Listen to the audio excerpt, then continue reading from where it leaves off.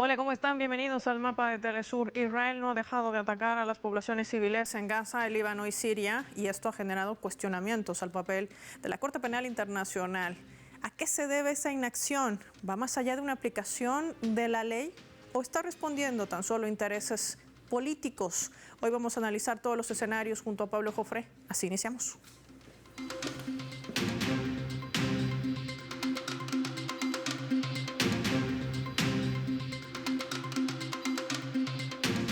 Les proponemos por esta razón desplegar nuestro mapa y revisar algunos datos claves para entender de qué van los crímenes que sigue cometiendo Israel en la región de Oriente Medio. Vamos a identificar a territorio palestino ocupado, allí de color verde. Hablamos de Palestina, de rojo al Líbano, en realidad de amarillo, lo vemos allí al Líbano, y de azul a Siria.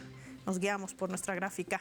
Hay que decir que en las imágenes podemos de alguna manera registrar los ataques permanentes que está implementando el régimen de Tel Aviv contra posiciones de civiles, donde además hay incumplimiento de las treguas o acuerdos de cese al fuego que siguen siendo violentados. Por ejemplo, el acuerdo en Siria, antes de la tregua, se habían registrado más de 700 muertos.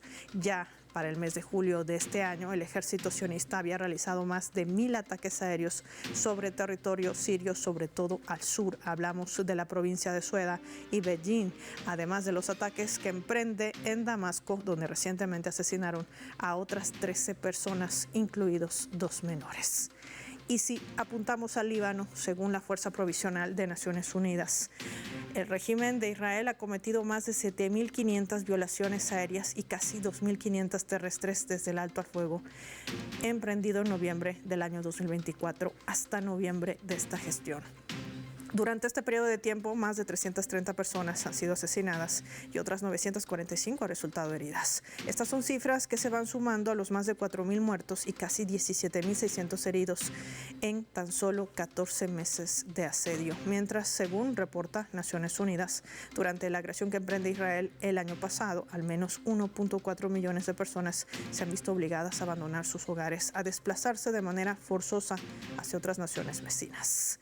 Y en Gaza, especialmente, hablamos de este genocidio en marcha, donde Israel sigue violando el alto al fuego ya 591 veces desde el ingreso en vigor de esta mal llamada tregua el 10 de octubre, con más de 280 bombardeos contra el enclave costero, ataques que también provocan la destrucción de más de un centenar de propiedades en Gaza, principalmente en campos de refugiados. Hay que decir que desde el 7 de octubre del año 2023, la cifra de asesinados asciende a más de 70.000 palestinos, entre ellos más de 40.000 son niños, donde el blanco también han sido los trabajadores de la prensa. Mientras todo esto sucede, ¿qué papel cumplen organismos internacionales como la CPI? De esto y más vamos a hablar con nuestro invitado.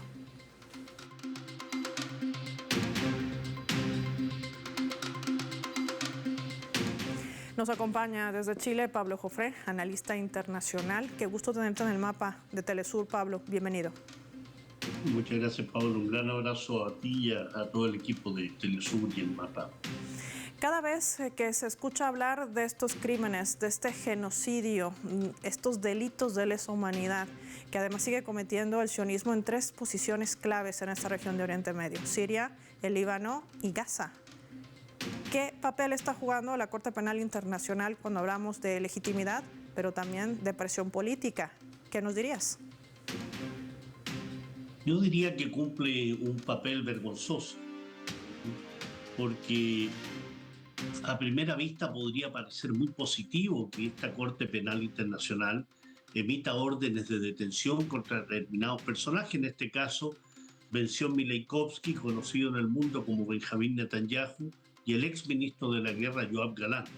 Parece positivo, pero resulta estéril cuando no se hace nada, cuando efectivamente no se puede llevar a cabo estas órdenes de detención, porque principalmente las potencias occidentales, Estados Unidos y los países europeos en forma principal, le dan la impunidad al régimen nazi-sionista israelí. Y por tanto generan políticas de presión, de chantaje y de sometimiento a esta Corte Penal Internacional, que en parte importante recibe fondos de lo que se llama la Asamblea de los Estados Partes, ¿no? Es decir, países, dentro de los 125 países del mundo que conforman la Corte Penal Internacional, son los países occidentales los que mayormente aportan dinero para el funcionamiento de esta Corte Penal Internacional, que no hay que confundirla con la Corte Internacional de Justicia.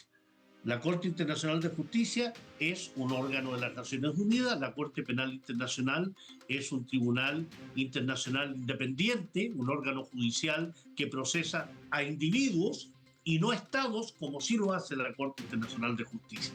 Y en ese marco, entonces, Paola, en un marco político, en un marco diplomático y en un marco económico también, esta Corte Penal Internacional está sujeta a los vaivenes, a las presiones, a los chantajes y al dinero proveniente para su funcionamiento. Año 2025, 210 millones de euros fue el presupuesto, que en gran parte es dado por países como Alemania, como Francia, como Japón, por ejemplo, que son los grandes contribuyentes. Y hay un viejo dicho en América Latina, ¿no? El que paga la orquesta pone la música. Y en ese sentido, estos países occidentales le exigen a la Corte Penal Internacional, so pena de castigarla vía contribuciones, a que se ejecuten las políticas más bien occidentales de las potencias hegemónicas occidentales. ¿Cómo se visualiza eso?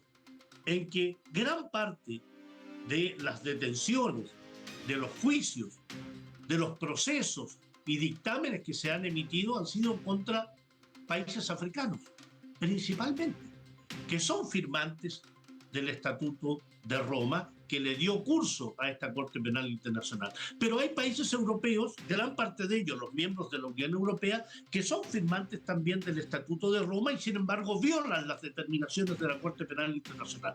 Un ejemplo claro, cuando Netanyahu, bajo la orden de detención emanada de la Corte Penal, viajó a Estados Unidos, estuvo en Hungría. Y en Hungría el señor Orbán, presidente de Hungría, se salió del Estatuto de Roma de tal forma de poder recibir allí a Benjamín Netanyahu y no proceder a la detención internacional, que es obligación a todos los firmantes del Estatuto de Roma. Es decir, las potencias occidentales y aquellos que son aliados de esas potencias hegemónicas violan el derecho internacional, violan la legislación internacional y más bien someten a su escrutinio y a sus decisiones lo que lleva a cabo una Corte Penal Internacional que tiene determinaciones muy claras, muy precisas. Si se ha dado una orden de detención contra Netanyahu y contra Galán, es porque han cometido crímenes de guerra y lesa humanidad. Pero además, se ha quedado corto porque aquí lo que hay es un genocidio. Porque según la Convención sobre el Genocidio, los puntos principales para entender un genocidio se dan con respecto a estos criminales del régimen nazisionista. Matan a miembros de un grupo determinado, causan daño físico, mental grave a miembros del grupo, someten deliberadamente al grupo, al pueblo, a condiciones de existencia que acarrean su destrucción física total o parcial, imponen un traslado forzoso, es decir, se cumplen todas las condiciones. Sin embargo, la Corte Penal Internacional solo emite una orden respecto a crímenes de guerra y lesa humanidad, pero no lleva a cabo una política comunicacional, mediática, política y diplomática para que los países que son firmantes de la Corte Penal Internacional cumplan esto. Y por tanto se convierte en una institución que lisa y llanamente parece decorar el ambiente internacional, parece decorar las decisiones internacionales que no se llevan a cabo, sobre todo cuando se trata de grandes aliados de la potencia occidental. Si son africanos, vamos contra ellos. Si son latinoamericanos, vamos contra ellos. Si son asiáticos, también. Pero si son europeos o son punta de lanza de los poderes de Occidente, en este caso el Asia Occidental, como es el régimen nazisionista, no se hace absolutamente nada. Y eso ha sido permanentemente con esta Corte Penal Internacional, que además ha revelado su ineficacia en la práctica y la incapacidad de actuar imparcialmente, porque es un cuerpo, es un órgano que es parte de alguna creación del occidente colectivo, de aquellos que tienen una visión de mundo. El propio fiscal general Karim Khan, que ahora está con vacaciones en virtud de una investigación sobre presunta conducta sexual inapropiada, es un ciudadano británico impuesto por los británicos, como también gran parte de los jueces que conforman ese órgano judicial. El italiano Rosario Salvatore Aitala, por ejemplo, ha congelado toda investigación sobre los soldados estadounidenses y sus crímenes en Afganistán, como también los británicos. No se puede confiar en la Corte Penal Internacional cuando está sujeta simplemente a las presiones del mundo occidental. Solamente Afganistán. También me gustaría analizar los otros escenarios donde la Corte decide retirarse supuestamente por no tener competencia, una inacción que cada vez crece en cuestionamientos ante la comunidad internacional, ante el mundo, y se sigue preguntando, ¿para qué realmente sirve? Pablo, te propongo hacer una pausa breve. Cuando regresemos vamos a profundizar este tema de análisis, no sin antes revisar nuestra escala.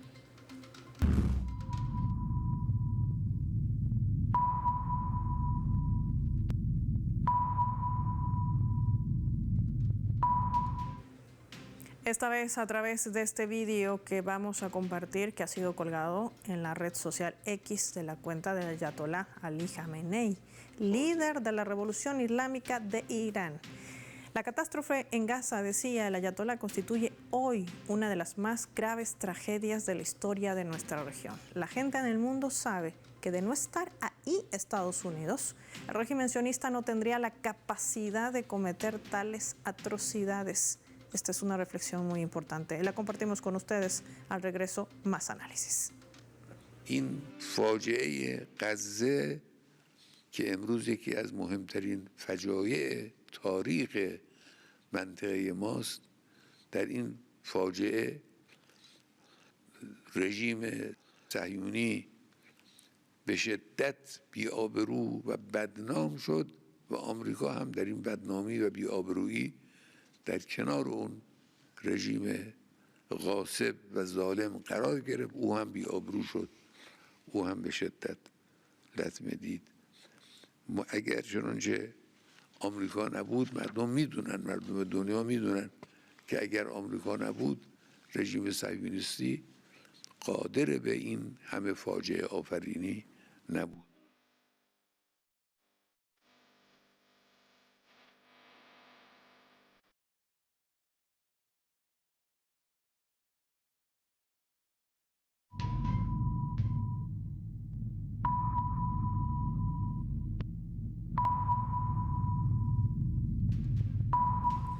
Vamos a sumar otro elemento también para el análisis a través de la fotografía. El que ven allí es el primer ministro de Israel, Benjamin Netanyahu, y al lado la bandera de Irak.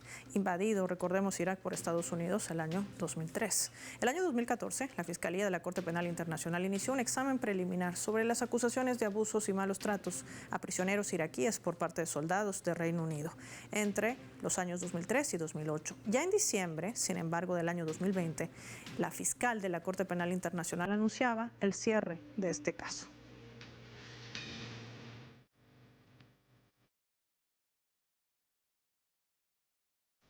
Pablo, no solamente sucedía con Afganistán, también con Irak. Una Corte Penal Internacional con plena inacción, sujeta a intereses y presiones políticas, mostrándose débil también ante la comunidad internacional. Pero aquí una clave: estos bombardeos, ataques sistemáticos en posiciones claves, Gaza, Siria, el Líbano, por parte de un mismo agresor, Estados Unidos e Israel.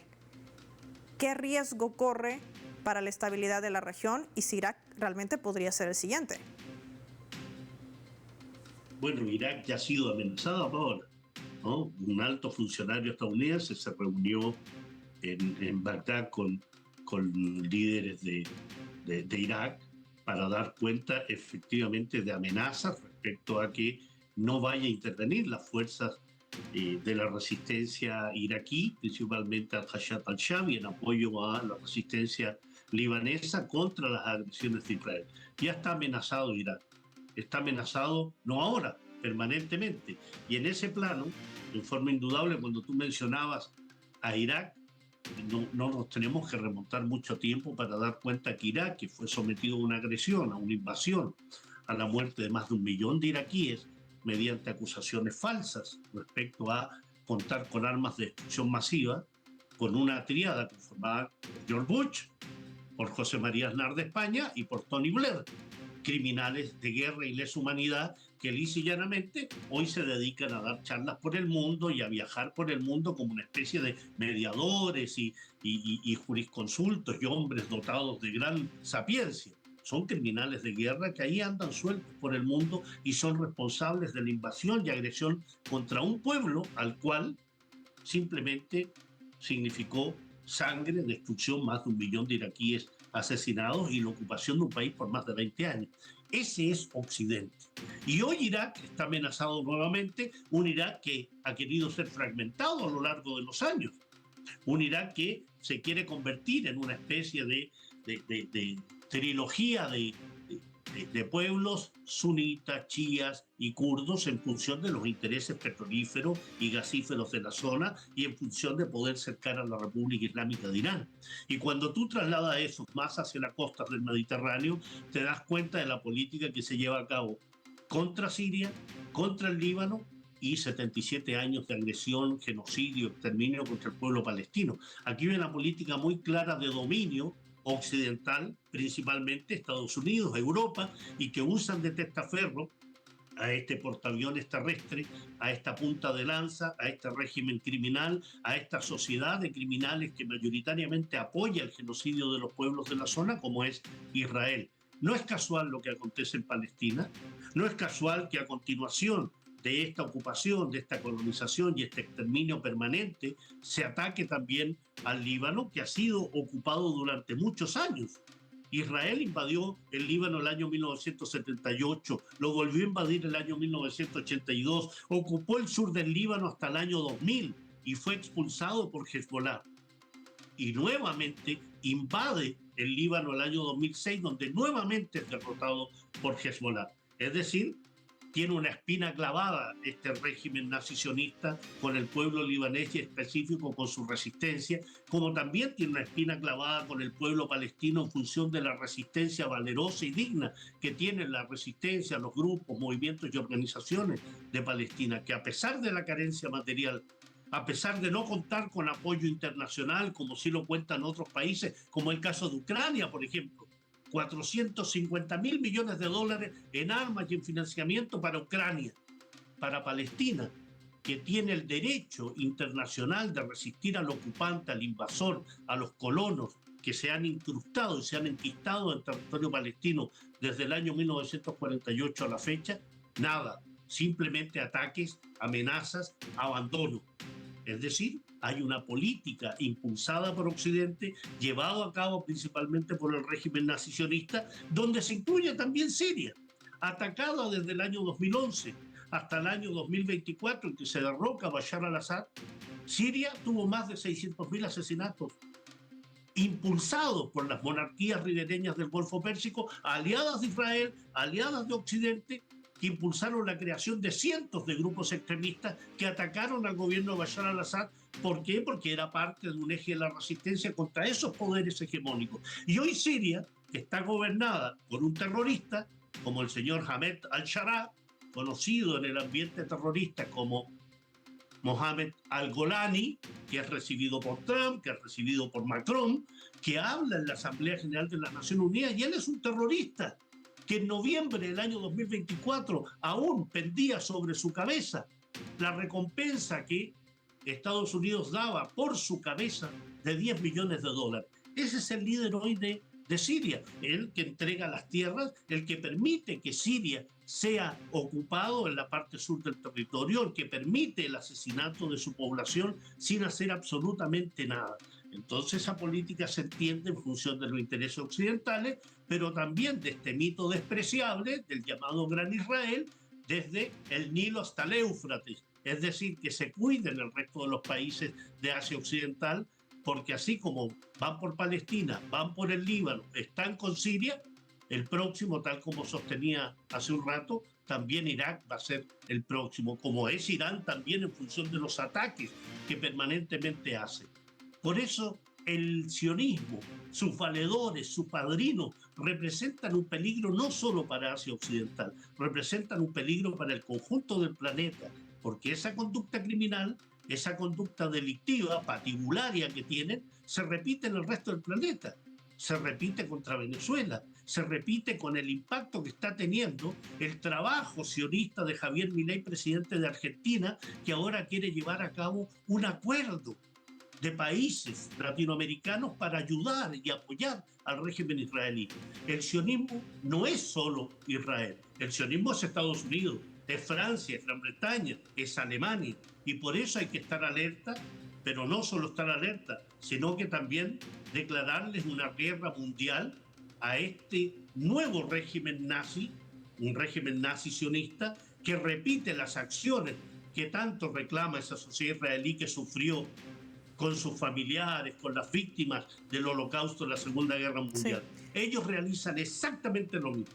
Pablo, ¿y tú crees que en medio de esta deuda histórica que tiene la Corte Penal Internacional, no solamente de justicia, sino también de moral y hasta de verdad con el pueblo palestino, hasta qué punto podrá dejar de utilizarse la justicia como un arma selectiva?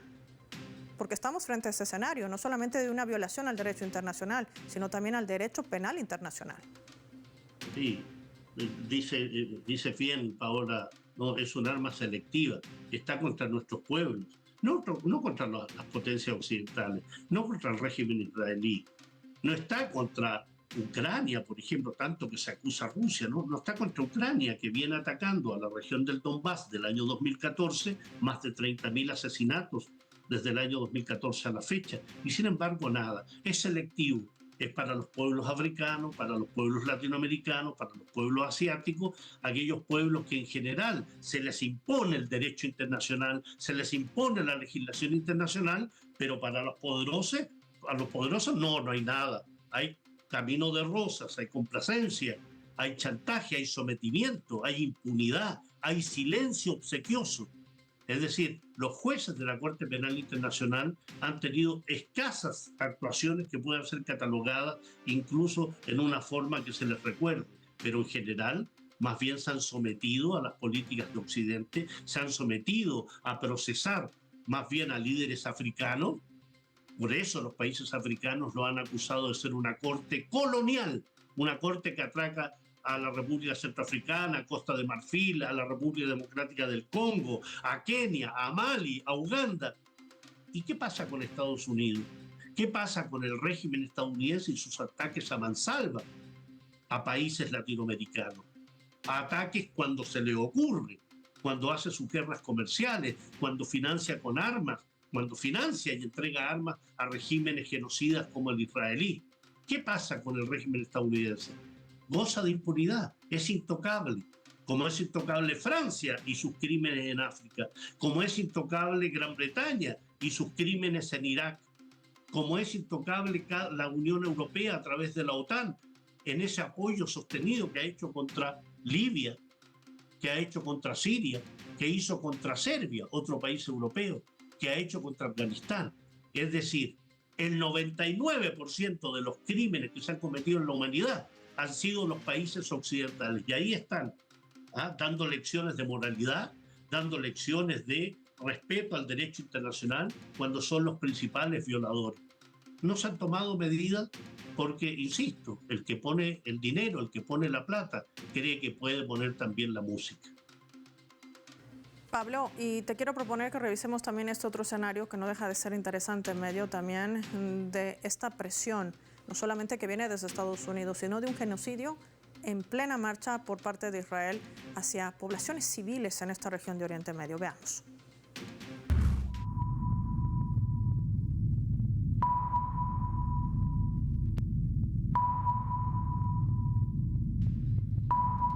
El Papa León XIV afirmaba esto en medio de su visita a una gira que ha desarrollado en esta región. En su visita a Beirut, en el centro del Líbano, decía: las armas son letales, pero la negociación, la mediación y el diálogo son constructivos. Elijamos todos la paz como camino y no solo como un objetivo.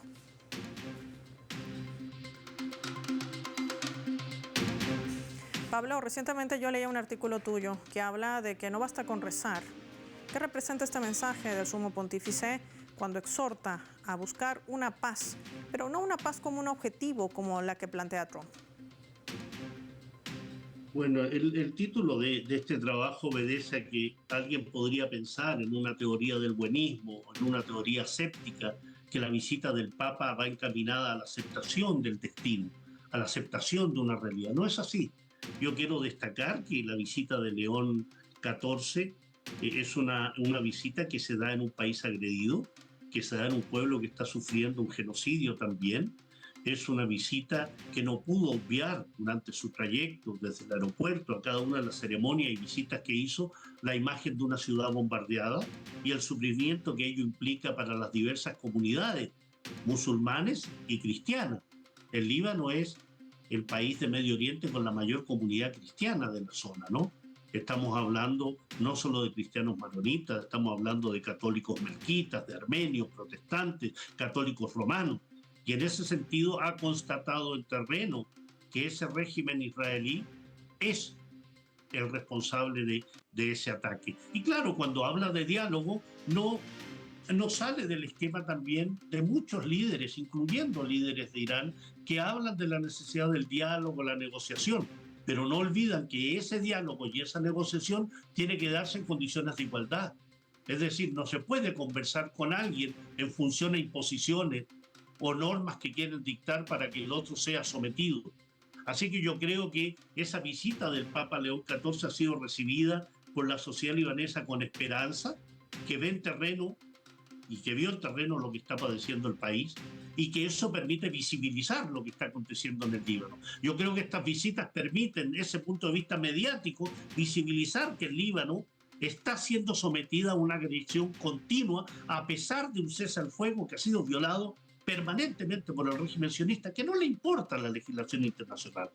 Así que en ese plano creo que el mensaje de León XIV llamando a la reconciliación, al diálogo, a que los jóvenes libaneses permanezcan en el país a pesar de las dificultades y con una declaración que a mí me parece muy importante.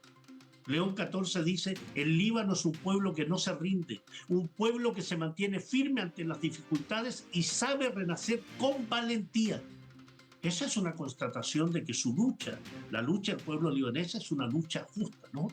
Y cuando es recibido por las principales autoridades del país, un presidente maronita, como es Joseph Aoun, un presidente del parlamento que es sunita, como Navid Berri, y que es también por el presidente del parlamento, que es Shia, estamos hablando de una comunidad que está sufriendo en sus distintas vertientes y sus distintas creencias la agresión del régimen nazi sionista. Y ahí esa realidad de una sociedad multiconfesional puede sufrir y puede simplemente llegar a extinguirse, a ser destruida en función de los intereses territoriales, hegemónicos, míticos, mitológicos y falsarios del régimen sionista. Lo dijo el presidente Aoun. Dice que el Líbano le dijo al Papa, señor Papa, exprésele al mundo que no moriremos, que no nos iremos de nuestra tierra, que no desesperaremos, que no nos vamos a rendir y que seguiremos siendo el único espacio de encuentro de toda nuestra región y casi diría en todo el mundo. Ese es un mensaje de un Aoun que tenía una posición muy tibia con anterioridad y que hoy sabe con certeza que no se puede confiar ni en Occidente y menos aún en el régimen nazi-sionista. Creo que el mensaje del Papa León XIV fue un mensaje que sacudió a miles, hablar de reconstruir la paz, sanar heridas históricas, pero no rendirse. No rendirse significa seguir luchando y eso es un tremendo mensaje para la resistencia libanesa. Gracias, Pablo, como siempre, por tu valioso análisis para nuestros televidentes del Mapa. Finaliza el programa y lo hacemos revisando nuestros vectores.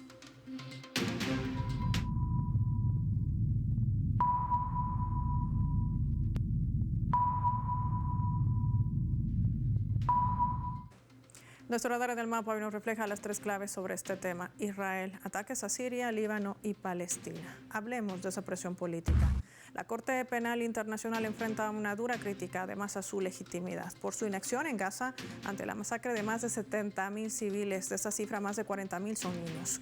La CPI ha demostrado responder a intereses políticos, presiones e influencias que han determinado sus actuaciones. Una CPI cada vez más atrapada entre los imperativos políticos y sus obligaciones estatutarias. Dadas esas condiciones, da lo mismo si se queda o cierra su oficina en algún lugar. Irak como segundo punto. Israel está pisando el acelerador en la implementación de su plan de solución final, que en realidad es su plan de hegemonía en la región de Oriente Medio. Y esto coloca en la mira no solamente al Líbano, Gaza y Siria. Por eso los ataques constantes. Y esto impactará en otros países de la región de Oriente Medio, como Irak, constituyéndose en el siguiente blanco para el sionismo. 3. Diálogo. El mensaje que envió el Papa León XIV en su gira por Oriente Medio, desde uno de los blancos de Israel como es el Líbano, donde permanentemente sobrevuelan drones israelíes. Desde Beirut, el sumo pontífice hacía un llamado al diálogo para elegir la paz, pero no como objetivo. Esto es algo que Occidente no logra entender o en realidad no quiere hacerlo. Sin embargo, la Corte Penal Internacional tiene una deuda pendiente, no solamente moral, también de justicia y sobre todo de humanidad, por años hacia el pueblo palestino. León XIV envía también su potente mensaje hacia la resistencia del Líbano. Hablar de diálogo y sentarse a resolver los problemas no significa renunciar a la resistencia. Soy Paola Pérez y nos vemos en la siguiente edición del Mapa.